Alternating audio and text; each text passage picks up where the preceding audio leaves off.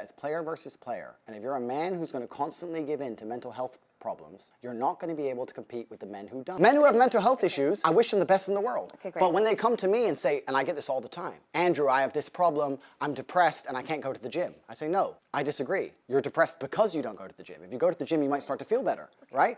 I'm saying you can't sit as a man and afford the luxury of saying, I have a mental health issue today, I'm sad today, I'm stressed today, I'm emotional today, I can't work, because you will lose against the men who don't do that. Absolutely true. This is why it's so important that you work on yourself. It's not just for fun that everyone is saying, oh, work on yourself, go to the gym, go out and meet people. Especially as a man, you don't get anything if you just sit at home. You might get a few invitations if you're a woman, but as a guy, nobody invites you out. You have to take control. You have to make plans. You have to go out of your comfort zone to meet people. Especially when it comes to the social aspect, women are just more social creatures, so they know a lot of people. We men will have to go out and meet people. It is a total different thing as a man. There's no way around it. You have to put yourself out there. And the more you work on yourself in all aspects of your social life, your mental health, finances, the better you stand on the dating market and meeting women in general. The male world is more competitive than you could possibly imagine, and it's the women who pick the winners. So I find it very interesting that a woman sits here to me and says, no, men are allowed to sit around and do fuck all and feel sad, and those are the men they ignore when they DM.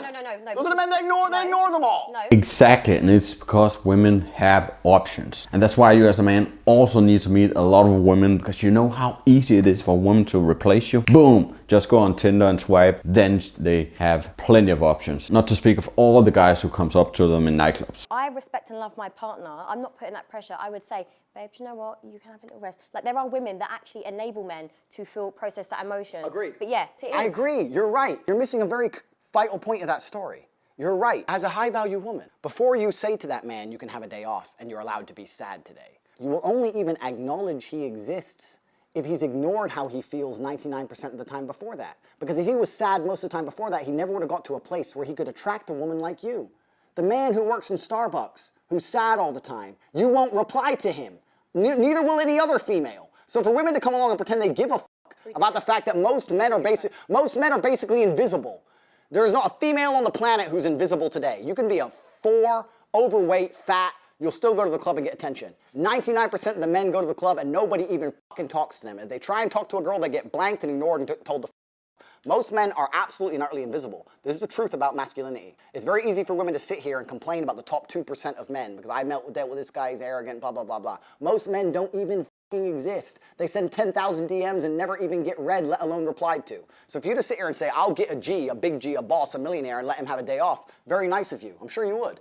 But if a guy who wanted to have days off all the time, he never would have got important enough in the first place to attract a woman like you. And that is the reality. This is absolutely on point. And a lot of women don't understand this concept, and neither do a lot of guys. If you don't work on yourself, work on becoming the best version of yourself, you just lose to all the other guys who have more value than you. It's as simple as that. And this is why I also see a lot of guys get into really bad relationships and become really, really needy and just settle down because they're afraid to end up lonely. So they don't go into a relationship because they want that girl. No, they're going into that relationship because they're afraid to be alone, which is a really, really bad standing point to get into a relationship. As a man, it's player versus player. It's ultimately competitive.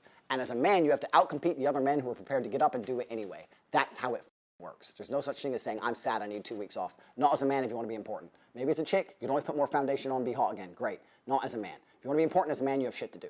You have duties. This is how it exists. This is how it's always been. Again, 100% agree. Not a lot of people are telling you this. People really need to wake up and get this reality check, because people are just living in fantasy world where they think one day I'll meet a woman. I don't have to put in the work to actually meet her, to attract her, to talk to her. It just happens someday. This is all you hear from Hollywood movies, television, and it's just garbage. If you don't go out and talk to people, meet women, be social, learn to be confident, nobody is gonna save you. You will end up lonely. And this is why we need more men like Andrew Tate, because he's just bringing you the raw truth. So work on yourself, put yourself out there and become the best version of yourself. And then I will see you in the next video.